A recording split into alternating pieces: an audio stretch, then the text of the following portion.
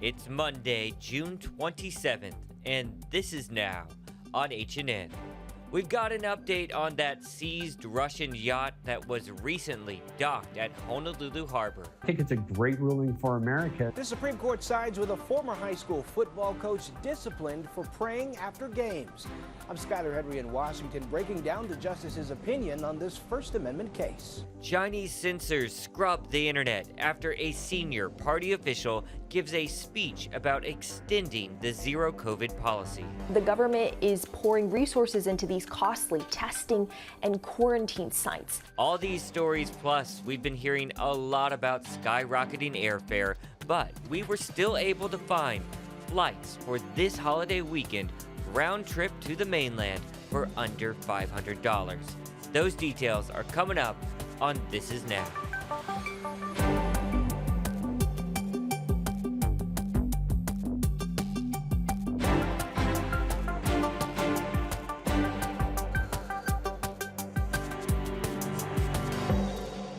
Good afternoon. Thanks for having lunch with us here in the H&N Digital Center. We got Mark Carpenter in for Ashley today. I'm Jonathan Jared Soppy. Let's get right to today's top story. Yeah, the super yacht tied to a Russian oligarch has arrived in the U.S. mainland after a brief stop in the islands. Dylan Anchetta has our top story. The U.S. Department of Justice says a seized $325 million yacht is now in San Diego.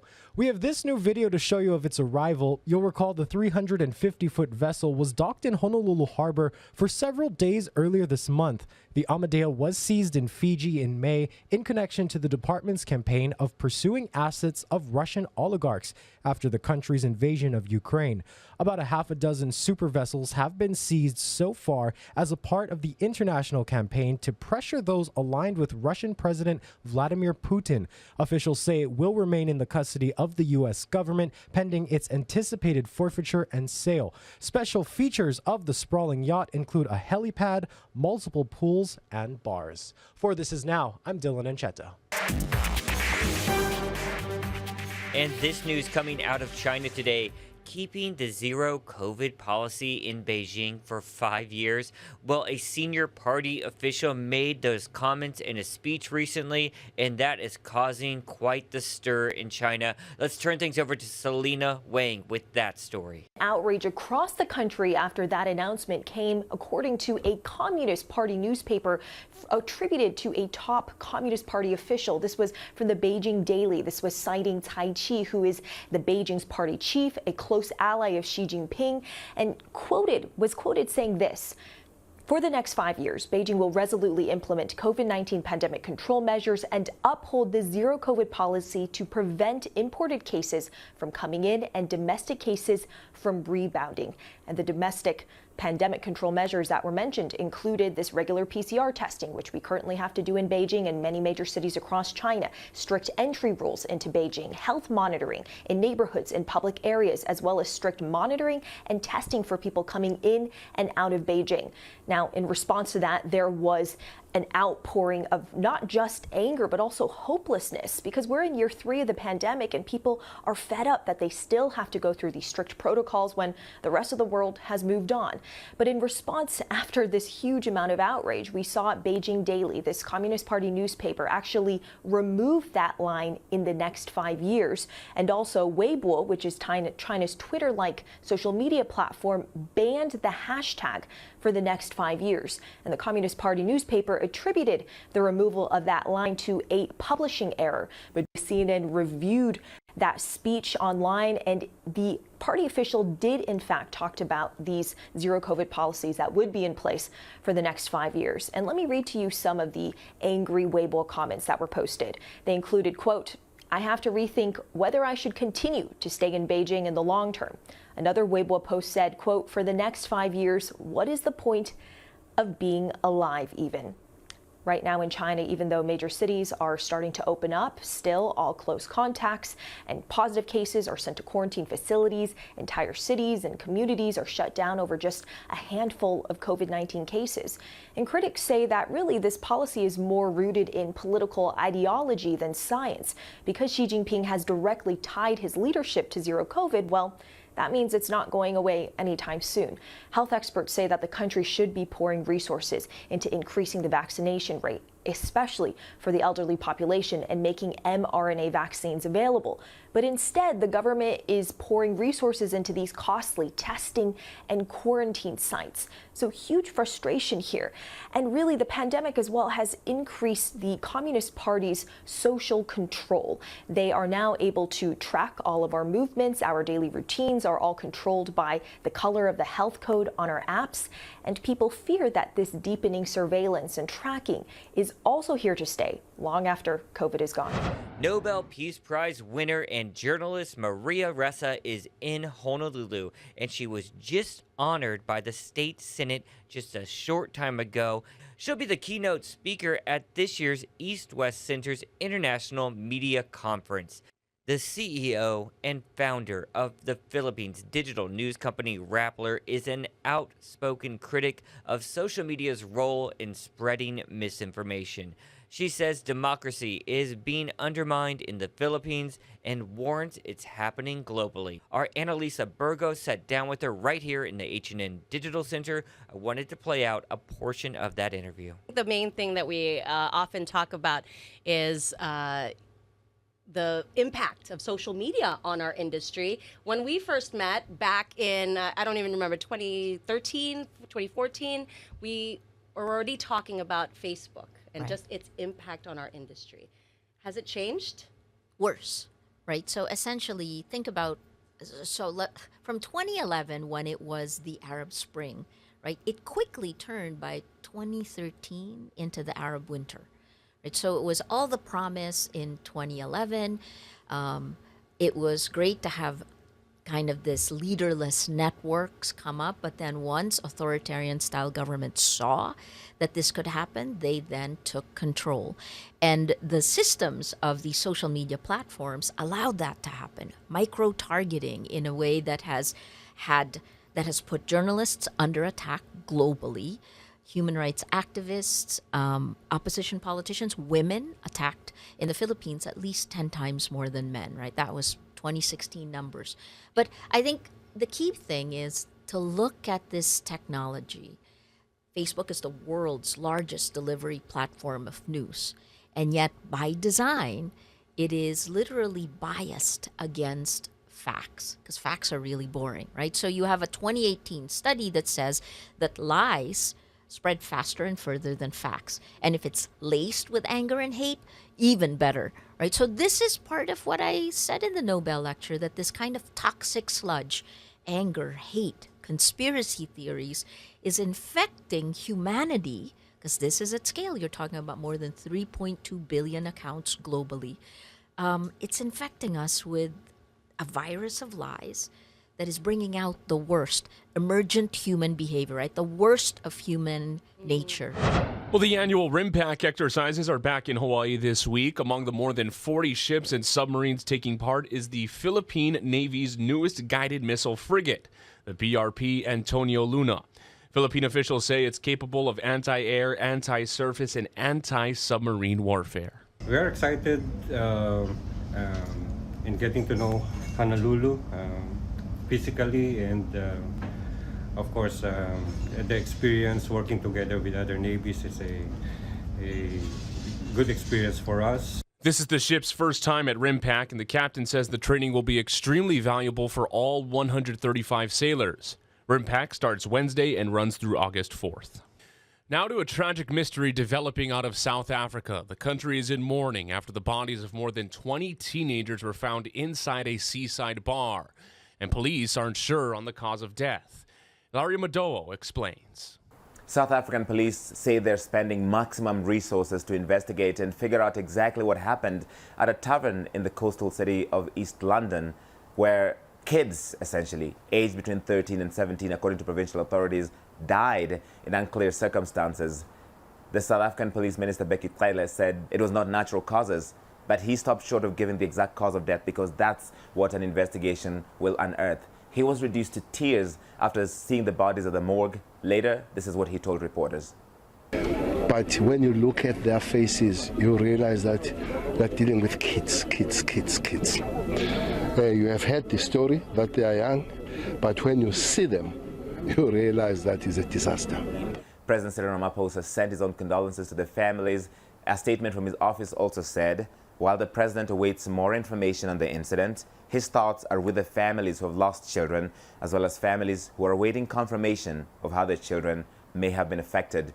He pointed out that it was especially tragic that this happened during South Africa's Youth Month, when they talk about advancing opportunities, economic and social, for the country's youth, and he expects the full force of the law to take effect on those who might have been responsible.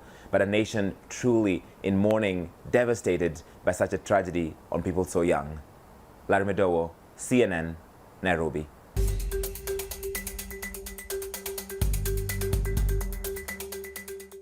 Ernie Lau, the chief engineer for the Board of Water Supply, was on Sunrise this morning to give us an update on several issues, from that water alert on Oahu to Red Hill. Here's a portion of what he had to say. Heading into the dry season now, and of course the water supply has been so top of mind and so important all of a sudden. What's your message today?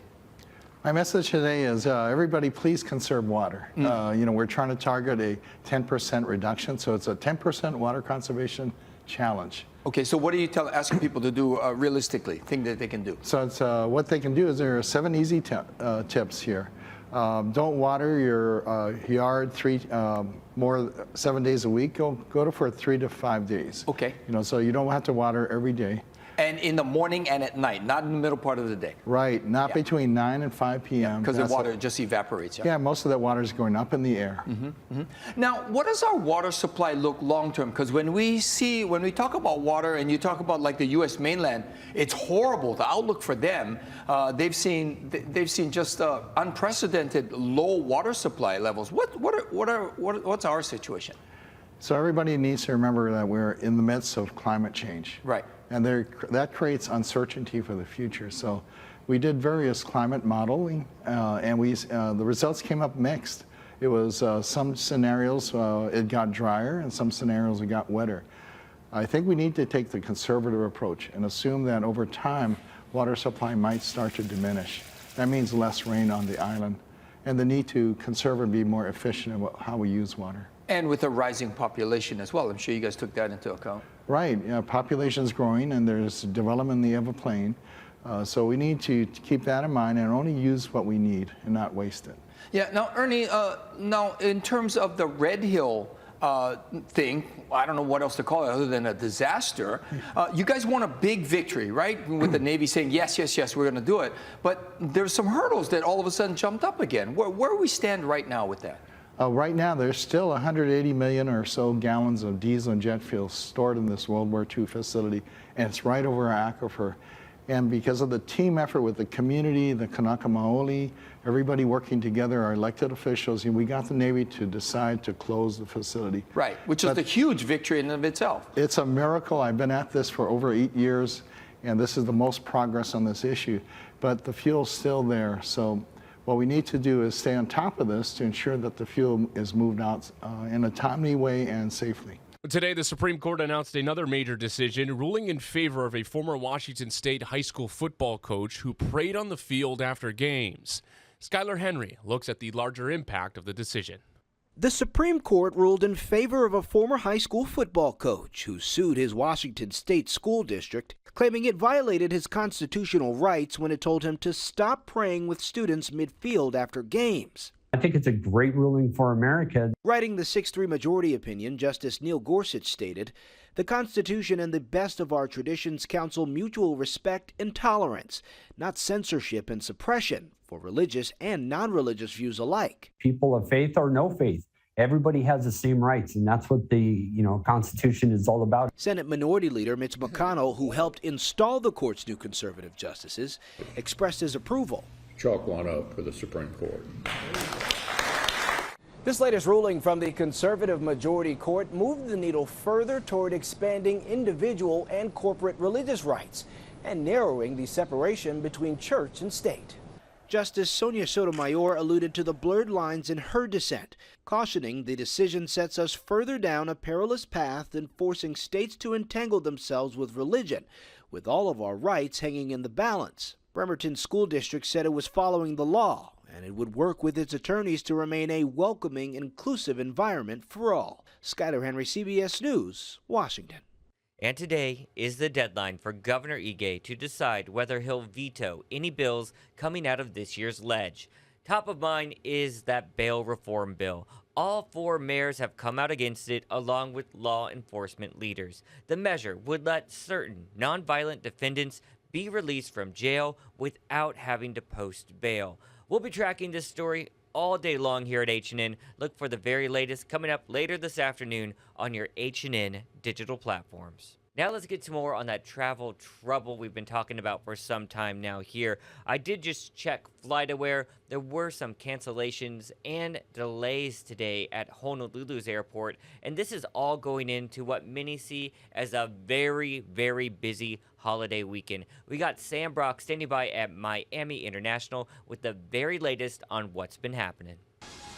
On the heels of another weekend of travel turmoil, those hoping for a smooth flight are finding themselves at a sudden standstill. I got here, I was probably about 150, 200 person in line, and I can't even see the end of the line now. I'm stuck. The line of passengers waiting to speak with an airline agent at Miami International, longer than this hallway. We got the message to book another flight, but went to book another flight. There was nothing. At Hawaii's Kona International, a panorama of pain in paradise. It even took Anthony Morris more than 24 hours to go from Charlotte to Houston midweek. They told us the reasoning why it was delayed was because they didn't have enough flight attendants. The staffing crunch coming as the long 4th of July weekend is on the radar, and air travel is predicted to be near a pandemic high. More than 11 million passengers expected to depart from U.S. airports.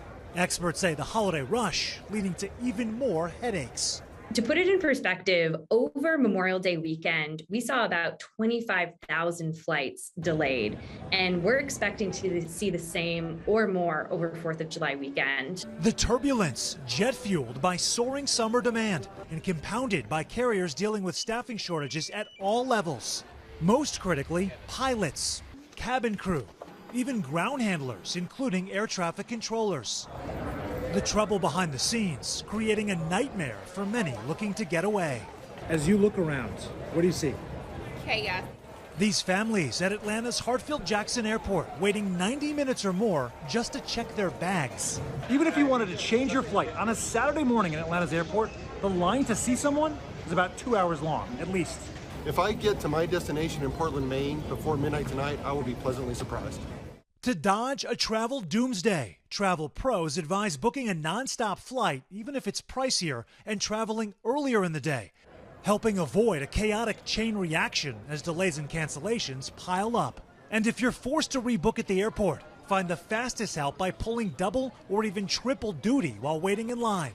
Stay close to the agent desk, try to get someone on the phone, and use the customer service chat feature online, all to prevent fireworks at the airport before the 4th.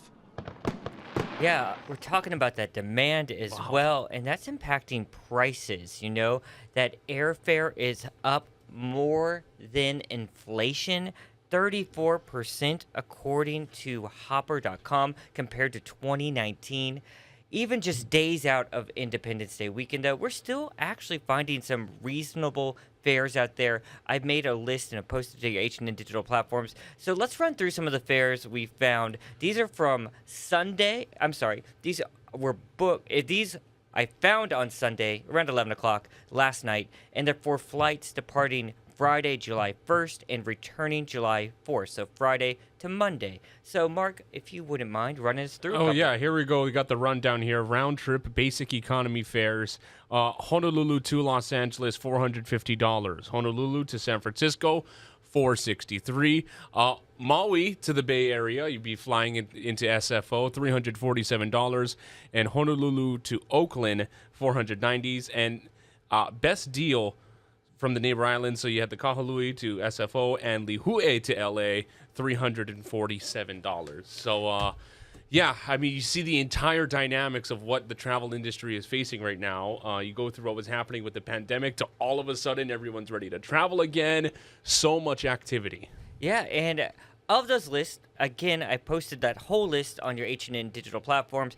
Most of those deals are to California. That's what we're looking at live right now, Santa Monica Pier, because those are the direct flights, and there's also competition among airlines for those routes. You know, Southwest just came into the market, so that's forcing some of those fares to be a little bit lower. All right, guys, speaking of looking live outside, we got to get a check of your weather. Let's turn things back over to our good friend, Guy Hoggy.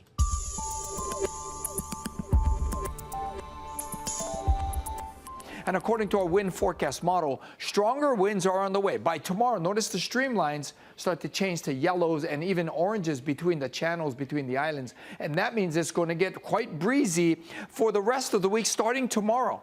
But the overall weather pattern is not going to change. So we're in for a long stretch of really nice conditions. But again, we do need as much showers as we can get. We're not going to get much, so whatever rain we can get, please take care of it, conserve it, and use conservation tips that Ernie Lau told us about today. And that stretch of breezy weather going to extend into next week.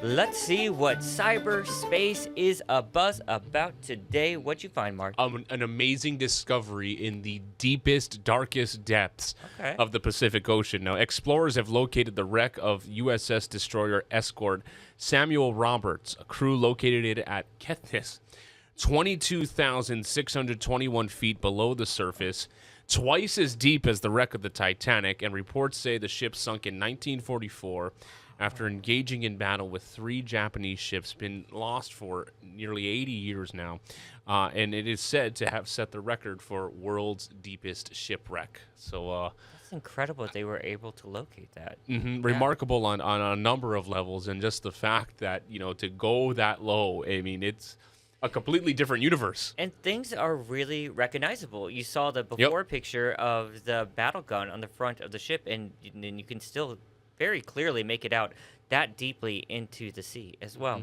All right, guys, I've got to switch gears a little bit now. Let's get to some more good news. Everyone's talking about those blockbuster movies that are being released this summer. So how'd the newest ones do? Let's turn things over to David Daniel with just that. Hello, Buzz. Lightyear fell from 2nd to 5th in its sophomore weekend, earning $17.7 million, a 65% drop from its debut. The Black Phone opened at number 4, scaring up $23.4 million. Jurassic World Dominion lost the top spot, but $26.4 million gave it 3rd place and a domestic total of $303 million. Top Gun Maverick still has plenty of fuel. The action sequel made $30.5 million, actually tying for 1st place. Well, you may go to college, you may go to school. Elvis hit the right note with moviegoers, opening with $30.5 million in a dead heat with Top Gun Maverick for the title. In Hollywood, I'm David Daniel. I thought Elvis fans would be turning out this weekend, and they certainly did. Came out in full force, and what a summer for movies, right? Jurassic Park, Top Gun, Elvis. Good to see the box office buzzing again like that. I saw the Jurassic Park movie, but that's about the only one of the newest blockbusters. Good?